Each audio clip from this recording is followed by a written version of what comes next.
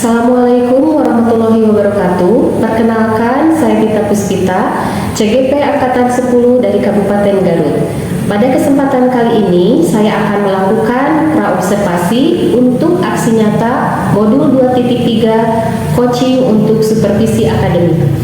Pada kali ini, saya ditemani oleh rekan sejawat saya, Ibu Dewi, yang akan menjadi objek pengamatan saya.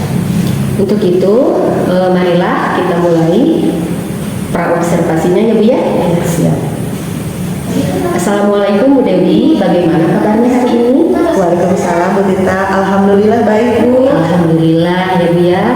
Nah Bu, pada kesempatan kali ini kita akan melakukan kegiatan praobservasi.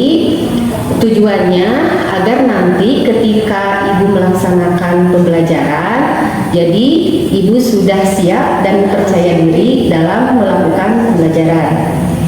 Sekarang saya akan mengajukan beberapa pertanyaan. Apa boleh Bu? Silakan Bu, boleh.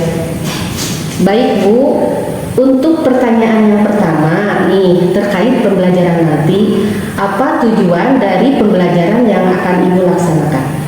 Tujuan pembelajaran yang ingin saya capai pada proses pembelajaran kali ini yaitu peserta didik dapat memahami titik pusat, jari-jari dan juga diameter lingkaran.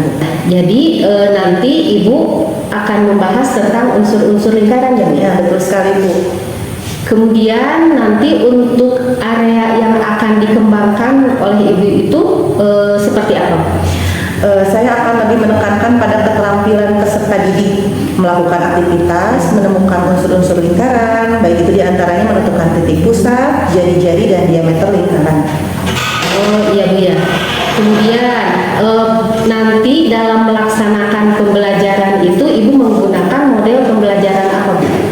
Untuk model pembelajaran sesuai dengan rencana pembelajaran, saya akan menggunakan model pembelajaran problem based learning. Kegiatan pembelajaran ini mencakup orientasi, penyelidikan kelompok, dan presentasi hasil belajar. Ya, baik Bu. Nah, jadi nanti Ibu akan menggunakan model pembelajaran itu berbasis masalah ya Bu ya? Tentunya nanti di kegiatan Ibu itu akan ada sintak-sintak dari PBL ya Bu ya? Ya, betul. Nah, kemudian untuk strategi pembelajaran yang nanti Ibu akan terapkan di kelas itu seperti apa? Untuk strategi pembelajaran, di sini saya akan lebih mengedepankan pembelajaran berdiferensiasi. Nah, saya akan memetakan peserta didik berdasarkan yang pertama gaya belajar mereka. Ada yang auditory, visual, kinestetik. Di sini juga saya akan membagi menjadi 3 kelompok berdasarkan kesiapan belajar mereka dan menyediakan berbagai sumber belajar sesuai dengan profil belajar masing-masing siswa. Mungkin seperti itu gambarannya. Ya, jadi untuk prosesnya nanti Ibu akan memetakan sesuai gaya belajar mereka ya Bu ya? Betul. Ada yang auditory, visual, dan kinestetik gitu. Nah, sekarang untuk kontennya itu apa Bu? Jadi untuk kontennya nanti peserta didik akan mendapatkan sumber dan media belajar yang berbeda-beda Bu, disesuaikan dengan gaya belajar mereka.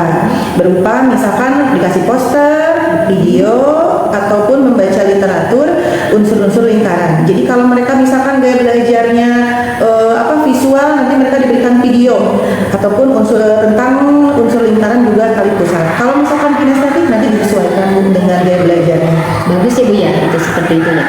Nah, kemudian nanti dalam penilaiannya itu Ibu akan melakukan penilaiannya seperti apa Bu? Untuk penilaiannya nanti saya akan menggunakan tes tulis Bu, dan juga di sini saya akan melaksanakan penilaian sikap terhadap peserta didik juga. Bagus Bu ya, nanti ada penilaiannya itu ada penilaian proses ya Bu ya, kemudian ada penilaiannya tentang sikap ya. Nah sekarang kira-kira kapan nih Ibu akan melaksanakan pembelajarannya? Pelaksanaannya insya Allah hari Rabu besok setelah jam istirahat. Ya baiklah Bu.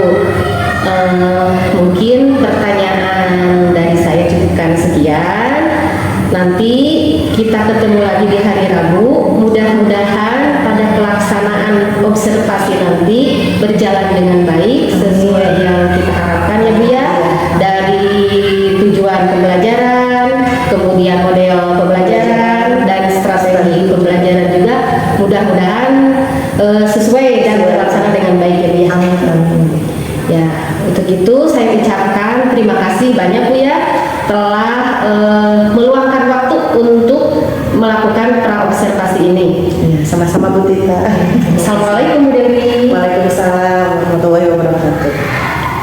Demikian kegiatan praobservasi saya bersama rekan saya Ibu Dewi, dan sampai jumpa pada kegiatan observasi selanjutnya. Assalamualaikum warahmatullahi wabarakatuh.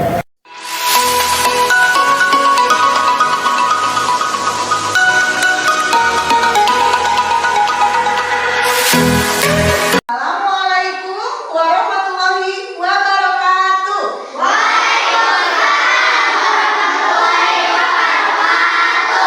Selamat pagi semuanya. Semangat pagi. Alhamdulillah semuanya udah semangat ya. Coba sekarang Ibu mau ngetes dulu kesiapan kalian. Siap nggak belajar hari ini?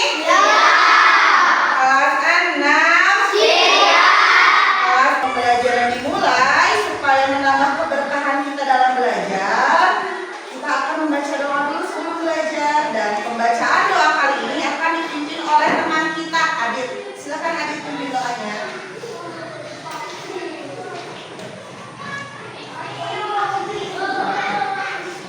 Sebelum belajar, mari kita berdoa dimulai.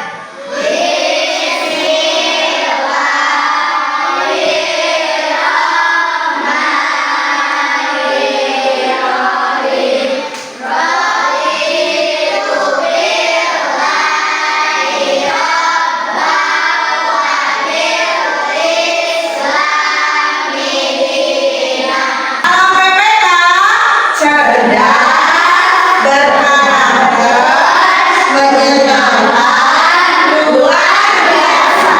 Alhamdulillah. Pada kesempatan kali ini kita akan belajar pelajaran matematika tentang bentuk. Ada bentuk apa aja di matematika? Ada yang bisa menyebutkan? Iya, Neng.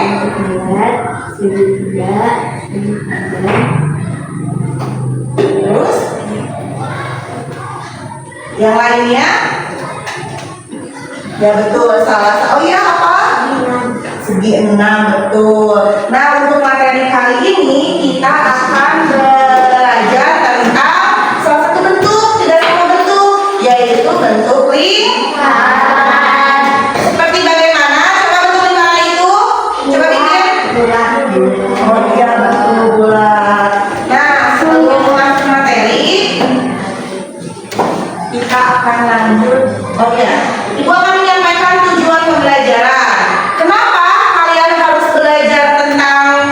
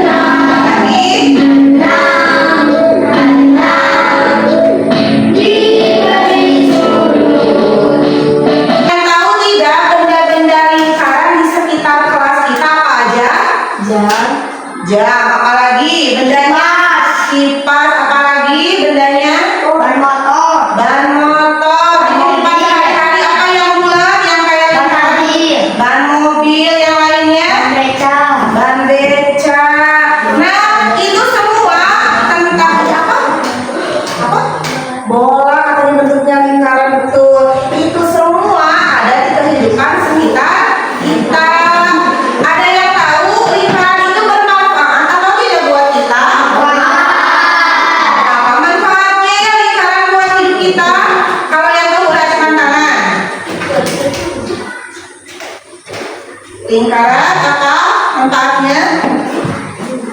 Ya Putri, apa? Membantu proses menggelindingnya apa barusan ban pada roda, betul sekali ya. Ada yang tahu roda? Tahu. Bisa berjalan itu karena dibantu oleh ban yang berbentuknya bulat. Bagaimana kalau roda bannya bentuknya kotak, apa yang terjadi? Jatuh. Bisa berjalan tidak? Kalau ban masa bisa berjalan. Kita bayangkan kalau roda bannya itu kotak segitiga, Denis, segitiga, segi 6, segi 5, apa yang akan terjadi, Denis? Coba teman-temannya ikut berpikir. Kalau ban dan roda, ya, Neng, gimana? Akan jatuh, hebat ya, susah apa? Nggak bisa jalan. Ternyata fungsi lingkaran di dalam kehidupan sehari-hari kita itu cukup membantu. Selain dari ban kendaraan, apa lagi? Jam. Jam apa coba fungsinya? Untuk mengingatkan waktu, betul. Arah jarum jam lurus, bajunya gini, segitiga atau lingkaran, kebetulan. Ternyata itu juga lingkaran membantu di dalam proses kehidupan sehari-hari kita. Nah, sekarang kita akan memulai ke materi, yaitu mengenai unsur-unsur lingkaran. Nah, kalian boleh mengeluarkan bukunya, kemudian ibu akan menayangkan sebuah video tentang lingkaran ya. Kemudian kalian tulis poin-poin penting yang terdapat pada video di samping ini ya.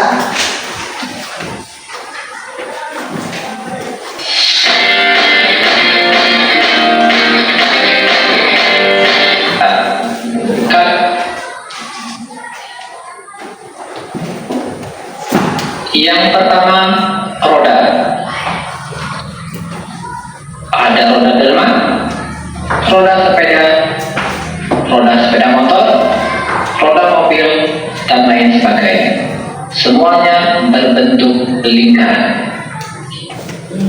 Kedua, jam dinding. Ketiga, lensa kamera. Keempat, piring serta makanan di atasnya seperti pizza dan lain sebagainya. Kemudian ada benda yang biasa dibawa siswa ke sekolah, saser, untuk mempertajam pensil. Oke, itulah di antara benda-benda yang berbentuk lingkaran. Kemudian pengertian lingkaran. Nah, di sini ada materi. Lingkaran adalah kumpulan titik-titik pada bidang datar yang jaraknya sama terhadap suatu titik tertentu. Nah, kumpulan titik-titik itu yang mana? Kumpulan titik-titik itulah yang membentuk garis lengkung pada lingkaran. Kemudian suatu titik tertentu itu yang mana? Katanya kan, kumpulan titik-titik pada bidang datar yang jaraknya sama terhadap suatu titik tertentu. Yang manakah yang dimaksud dengan suatu titik tertentu? Nah, suatu titik tertentu adalah titik di tengah lingkaran. Itulah titik pusat lingkaran. Nah, barusan kalian sudah menyaksikan beberapa contoh bentuk lingkaran dalam kehidupan sehari-hari kita, dan juga definisi dari lingkaran. Jadi yang dimaksud dengan lingkaran itu apa? Kumpulan titik-titik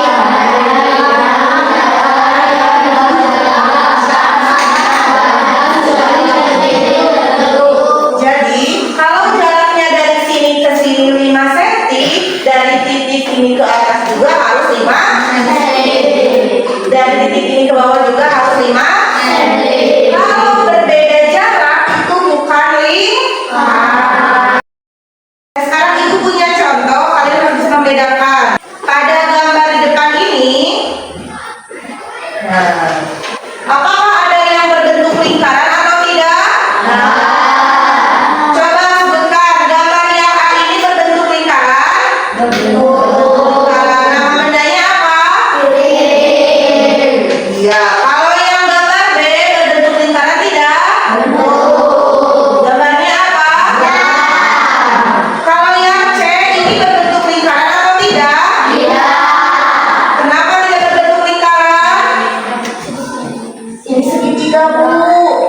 Terus apalagi alasannya kenapa ini tidak disebut dengan lingkaran?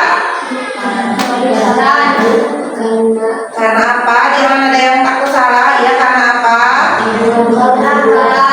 Karena tidak bulat. Karena apalagi berdasarkan definisi yang tadi bahwa lingkaran itu dari titik pusat ke ujung titik itu harus jaraknya sama. Kalau ini ke sini sama ini ke sini sama atau tidak?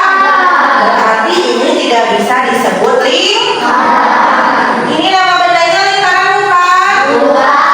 Namanya apa? Kenapa tidak disebut lingkaran? Karena tidak bulat. Apalagi karena tidak sama antara titik pusat ke setiap ujungnya. Alhamdulillah. Nah sekarang kalian harus membuat ciri-ciri lingkaran berdasarkan hasil pengamatan kalian. Barusan kan disebutin, Bu kalau ini nggak disebutin lingkaran karena alasannya satu.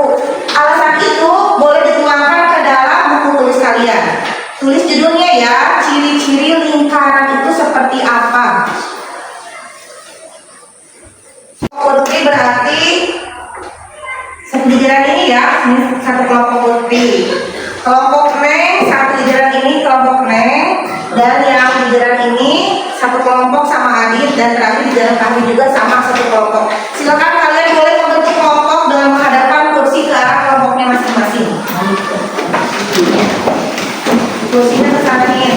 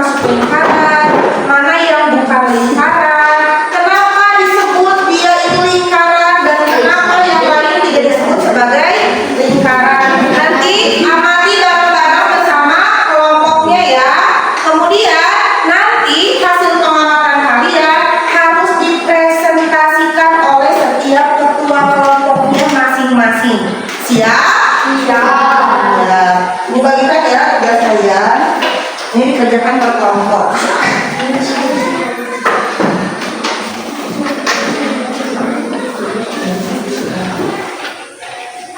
Ini boleh didiskusikan dengan teman-temannya. Kenapa ini disebut lingkaran? Sesuaikan dengan pertanyaannya ya.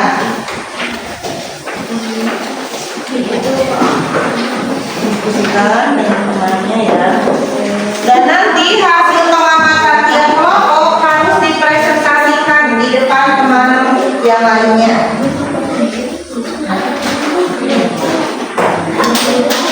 Silakan baca dan juga amati.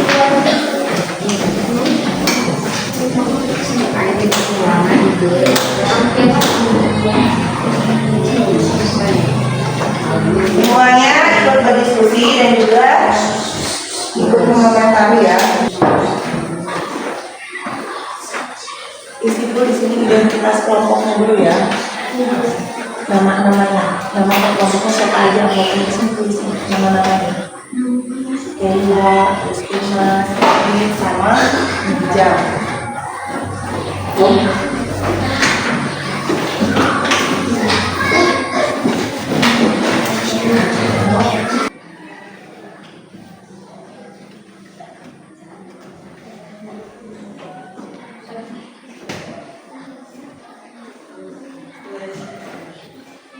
Kenapa kelompok hari?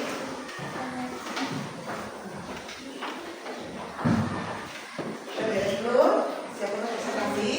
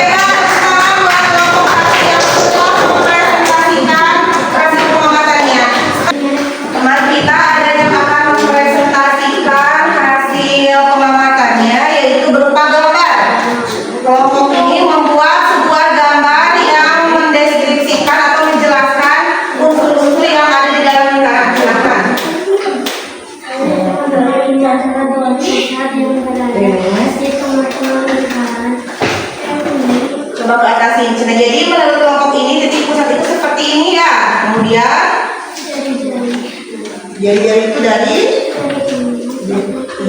titik pusat sampai ke ujung katanya. Terus kemudian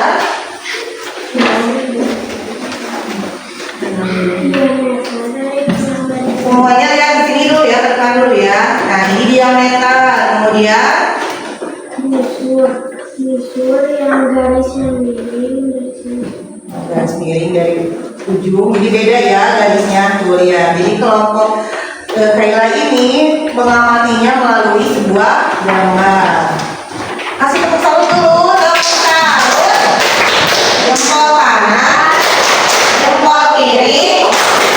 Salut. Alhamdulillah presentasi dari kelompok 1 sampai kelompok 4 semuanya sudah beres. Nah, sekarang ada yang bisa menyimpulkan lingkaran itu artinya apa? Kumpulan Iya, apa? kumpulan titik pada bidang data dan berjarak sama terhadap suatu titik. Iya, betul sekali. Tepuk tangan dulu, Pak. Nah, buat yang belum paham tentang lingkaran itu apa, Ibu mau kasih tugas ya buat Denis, kemudian Nawa, Adit, sama siapa? Repa. Nanti di rumah bikin poster, bikin gambar dari unsur-unsur lingkaran. Dari mulai apa aja tadi kan unsur lingkarannya? Titik pusat, kemudian jari-jari, kemudian tali unsur, kemudian diameter. Nanti kalian membuat gambar dan besok harus dikumpulkan. Kelompok yang lain yang ibu sebutkan namanya seperti Putri, kemudian Pebi, Azmi, Imas, Nijam, sama Fahri itu membuat poster sama, tapi posternya harus dengan gambar dua yang berbeda. Misalkan kalau lingkaran yang satu bentuknya lingkaran biasa, kalau yang kedua dibikin seperti jam dinding, kemudian diuraikan kenapa si jam dinding itu bisa disebut sebagai lingkaran. Jadi berbeda ya antara tugas buat Denis, Nawa, kemudian Pio, sama Fahri. Kalau Fahri di sini ada deskripsinya, dijelasin kenapa jam dinding disebut lingkaran.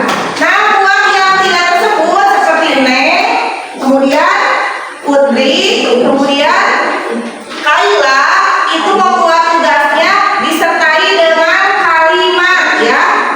Nanti dibikin paragraf. Unsur-unsur lingkaran disebut dengan tali pusat. Kenapa disebut tali pusat? Dibikin dulu gambar posternya, kemudian nanti diuraikan kenapa disebut tali pusat, kenapa disebut diameter. Tugasnya berbeda ya, jadi tidak ada yang bisa saling contek-mencontek. Nanti kalau yang kurang paham mengenai tugasnya, boleh tanyakan ke ibu ya langsung. Pembelajaran hari ini dicukupkan sekian. Alhamdulillah dari awal sampai akhir sudah berjalan dengan baik. Mudah-mudahan apa yang disampaikan bermanfaat untuk kita semua. Billahi taufiq wal hidayah. Wassalamualaikum warahmatullahi wabarakatuh.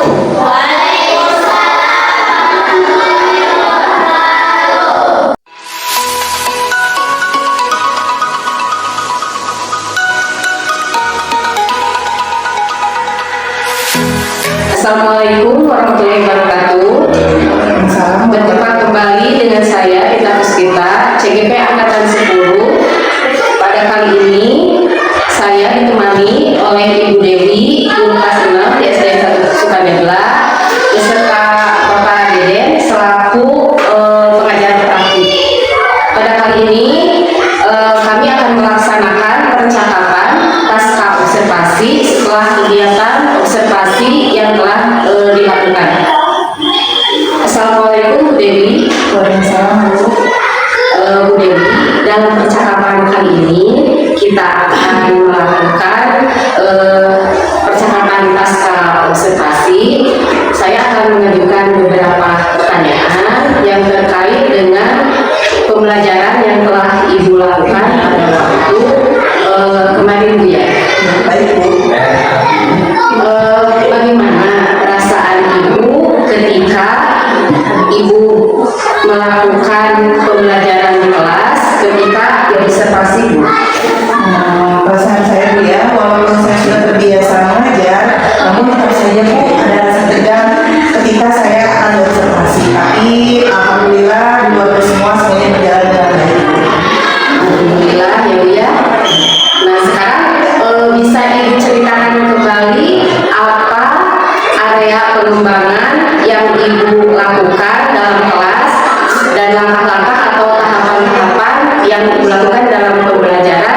kira-kira seperti apa? Karya pengembangan yang sudah saya lakukan adalah pengetahuan dan keterampilan. Peserta didik saya berikan aktivitas untuk menemukan unsur-unsur lingkaran, di antaranya menentukan titik pusat, kemudian juga lingkaran, dan juga diameter lingkaran. Sedangkan untuk mengenai langkah-langkah pembelajaran, saya sudah menyesuaikan dengan rencana pembelajaran yang dibuat melalui tahapan metode model problem based learning. Itu diantaranya yang pertama orientasi masalah, kemudian yang kedua mengorganisasi siswa untuk melakukan pembelajaran, yang ketiga membimbing dan juga membimbing pendidikan secara mandiri ataupun secara kelompok, kemudian mengembangkan dan menyajikan hasil karya siswa. Dan saya juga sudah menerapkan pembelajaran berdiferensiasi disesuaikan dengan gaya belajar siswa.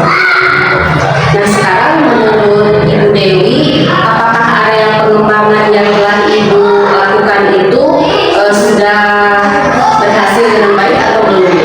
Kalau menurut saya Bu sudah berhasil ya Bu ya. Namun di sini saya menemukan sedikit kendala Bu, di antaranya yaitu anak di kelas itu ada beberapa anak yang agak kurang aktif ketika pembelajaran. Sekarang kira-kira apa yang akan Ibu lakukan dalam mengantisipasi masalah tersebut, masalah anak yang kurang aktif dalam pembelajaran? Kira-kira apa yang akan Ibu rencanakan? Untuk mengatasi masalah itu, saya merencanakan untuk menciptakan suasana pembelajaran yang lebih menyenangkan lagi Bu, yang dapat memicu keaktifan semua siswa. Dan juga saya akan memberikan tanggung jawab kepada anak yang kurang aktif, yaitu menjadikan mereka sebagai ketua kelompok. Ini salah satunya. Baik Bu, berarti itu adalah rencana Ibu untuk kegiatan Ibu selanjutnya ya. Nah sekarang dengan menciptakan suasana pembelajaran yang menyenangkan, kemudian dengan memberikan tanggung jawab kepada siswa yang kurang aktif dengan menjadikannya sebagai ketua kelompok. Nah mudah-mudahan rencana yang Ibu lakukan ke depan dapat terrealisasi dengan baik. Saya tunggu cerita ke depannya ya Bu ya. Nih sekarang kira-kira kapan nih Ibu akan melakukan rencana Ibu tersebut? Insya Allah akan kembali secepatnya Bu. Baik, terima kasih Bu Dewi atas jawabannya. Semoga rencana Ibu dapat terrealisasi sesuai harapan dan berjalan dengan baik ya Bu ya.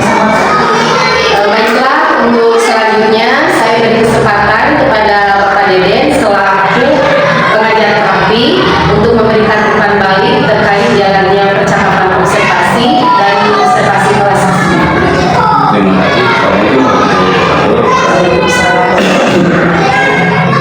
Pertama-tama kan saya tidak tahu percakapan pra-observasinya bagaimana, kemudian pelaksanaan observasinya pun mohon maaf saya tidak bisa melihat secara. Tapi kalau melihat hasil percakapan pasca observasi barusan, saya kira itu bukan lebih dari cukup, memang sudah sesuai dengan aturan atau sesuai dengan ketentuan yang dibutuhkan sebagai observer bagaimana, karena kita berperan sebagai observer. Kemudian yang kedua, dalam proses percakapan tersebut barusan itu juga sudah menerapkan prinsip coaching. Kenapa saya berani mengatakan prinsip coaching seperti yang sudah dipelajari oleh Bu Tita? Karena ternyata solusi dari kendala yang ditemui oleh Bu Dewi ditemukan oleh Bu Dewi sendiri dan bukan diberikan oleh Bu Tita. Itu yang harus jadi catatan. Dalam coaching seperti itu kan Bu Tita sudah paham. Jadi nanti Bu Dewi jangan heran kalau ke depannya Bu Tita kadang-kadang suka nanya begini begitu dalam obrolan, itu sebetulnya sedang dalam proses coaching. Artinya apa? Bu Tita mau membantu Bu Dewi mencari solusi dari permasalahan yang dihadapi di kelas Bu Dewi. Seperti barusan dari obrolan Bu Dewi menemukan kendala, kemudian Bu Tita terus memancing dengan pertanyaan dan akhirnya Bu Dewi menemukan sendiri solusinya. Itulah prinsip supervisi akademik yang seharusnya itu seperti ini. Jadi lupakanlah prinsip supervisi kondisi akademik yang dulu-dulu, di mana kita harus mempersiapkan administrasi setumpuknya, sekarang sudah tidak. Itu mungkin umpan balik yang bisa saya berikan dalam proses percakapan pasca observasi yang dilakukan oleh tim kita terhadap ibu Dewi. Pak, tahapannya sudah ada, meskipun saya membuat catatan itu ya, bahwa dalam proses percakapan berlangsung dengan menggunakan prinsip coaching memang sudah tepat dan seharusnya seperti itu dalam pelaksanaan observasi. Itu sebagai observer nanti bertindak sebagai coach juga dalam menemukan masalah yang dihadapi oleh coachingnya atau yang diobservasi. Itu mungkin Bu Tita yang bisa saya sampaikan. Ya, terima kasih Pak Dede telah memberikan umpan balik terkait kegiatan pasca observasi ini. Demikian percakapan pasca observasi kali ini. Saya ucapkan terima kasih. Assalamualaikum warahmatullahi wabarakatuh. Waalaikumsalam.